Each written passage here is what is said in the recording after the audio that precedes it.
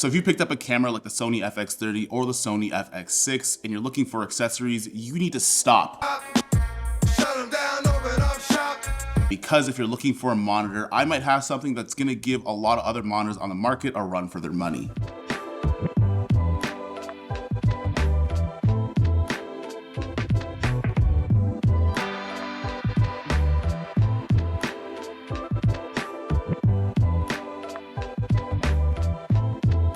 Today's video, we're going to be talking about the Hollyland Mars M1 transceiver monitor. And Hollyland was nice enough to send this to me to use on one of my latest commercial shoots for a client. So I actually want to review it in the field and also talk about some of the features as to why this is going to stay in my bag, even though I have a bunch of monitors that I already use. Now, the Hollyland Mars monitor is a standard size at 5.5 inches, but what I do like is that it actually has an HDMI in and out and an SDI as well. So if you use cameras like the Sony FX30 or the Sony FX6, which uses SDI connection, you can use either one without limitations with this monitor. You do have a screen protector that's actually going to cover up on the glass of this monitor, and you have a USB-C to USB adapter, which we'll use a little bit later. It's also cool that it comes with a D-tap to AC adapter cable with it, so you don't have to go and buy one yourself, and if you do use V-mount batteries, you have the ability to use this camera right away. Now, actually using the monitor, it's pretty easy to use, and the menu functions are pretty reminiscent between things like the Atomos Shinobi or my Atomos Ninja 5. All the settings that I need are going to actually be in this monitor, like your false color, your focus peaking, zebras,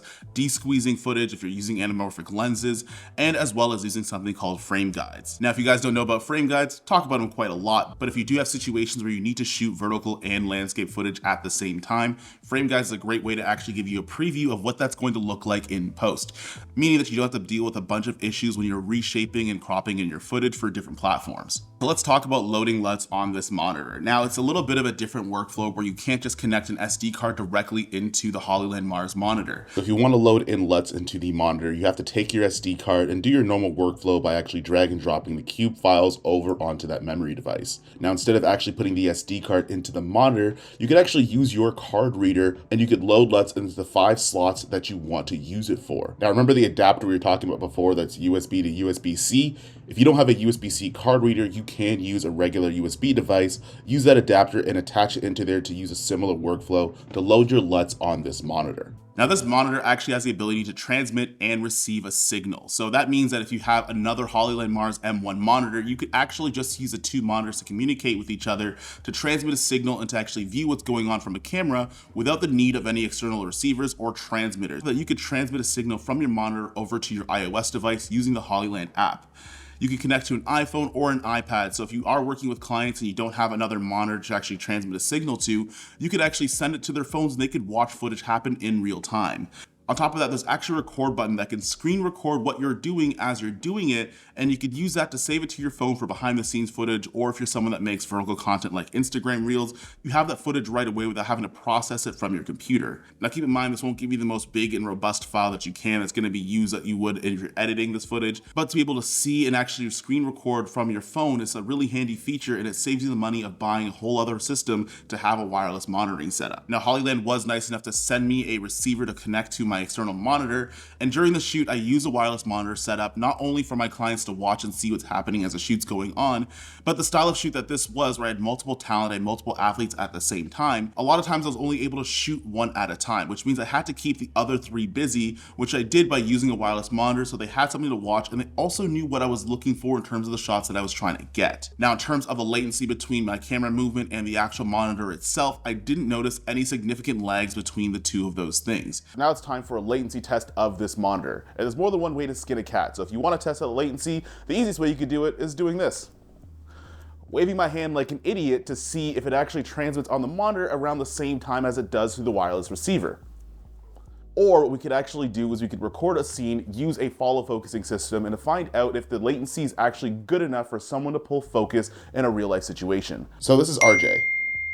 He works as a professional first AC, and one of the things that he has to do on set sometimes is pull focus. So we actually set this guy up into my house and got a couple of shots to find out if the latency is enough for you to pull focus in a professional situation. I mean, as professional as you can, because we're just in my house. Now, the distance on the Hollyland Mars M1's transmission and receiving is around 450 feet, or 137 meters. Now this is just a direct line of sight type of test where I hooked it up and I just started walking until I found a certain distance where the monitor actually started to cut out at. And after walking for a bit, it actually did turn out to be right around that mark, about 130 meters. Personally, for me, I'm shooting on location and I'm not that far away from my monitor to the actual receiver or the thing that I'm transmitting it to. And mostly that's because I just don't want to be far away from my expensive stuff. But it does say it's 450 meters, and I'm thinking that's a direct line of sight, and it's pretty accurate to what it actually says. Now, in terms of price, this monitor is $550 US, which means that it's cheaper than the Atomos Ninja 5 Plus, and it's also cheaper than the Portkeys BM5 II. Now, you can't record in ProRes RAW, nor are you going to get camera control, but you are going to get a monitor that can receive and transmit a signal for wireless monitor setups that you can use on set for either focus pullers or to just give to your client so they can actually see things in real time, and honestly, it keeps them off your shoulder. Which means that if you need a wireless monitor system and you don't want to spend a lot of money and you also don't want to have a lot of pieces, the Hollyland Mars M1 is going to be the best bang for your buck. And that's the reason why I think it's going to give a lot of these monitors a run for its money. Wireless monitoring setups is becoming more and more common in video production because you don't have to spend thousands of dollars on getting a Teradek to actually get similar functionalities.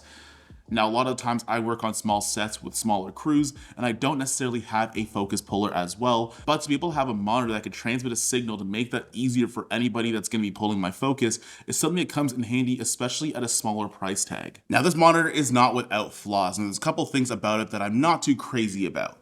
For one, it is only 1,000 nits, which means that it's not going to be the best monitor to use out in the bright sun and daylight. Now, that wouldn't be a gigantic issue, but because of the antennas on the monitor itself, you can't put a little sunroof on top of the monitor in order for you to cover some of the glare that you might get on this monitor, making it a little bit challenging if you are going to use it in the broad sun and daylight. Now, another thing that I'm not too crazy about, but it's not a deal breaker, is the false color is incredibly bright. And sometimes the colors are so bright that you might misjudge where your IRE values are sitting a little bit, which is something that's a personal gripe. I don't think that's a giant thing or a deal breaker, and you guys might not experience the same thing, but it's just something that I noticed and I wasn't a big fan of. And the last thing that I didn't like about this monitor is, honestly, I didn't have two of them. Now, with a monitor that has the ability to transmit and receive a signal wirelessly, you still might have to actually buy either a transmitter or a receiver to have your clients view it on another device.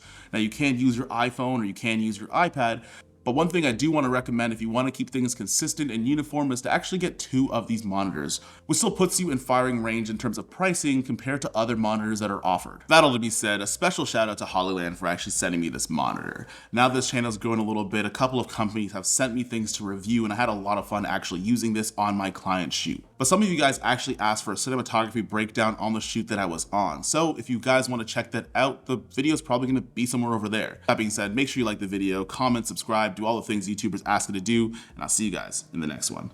Peace.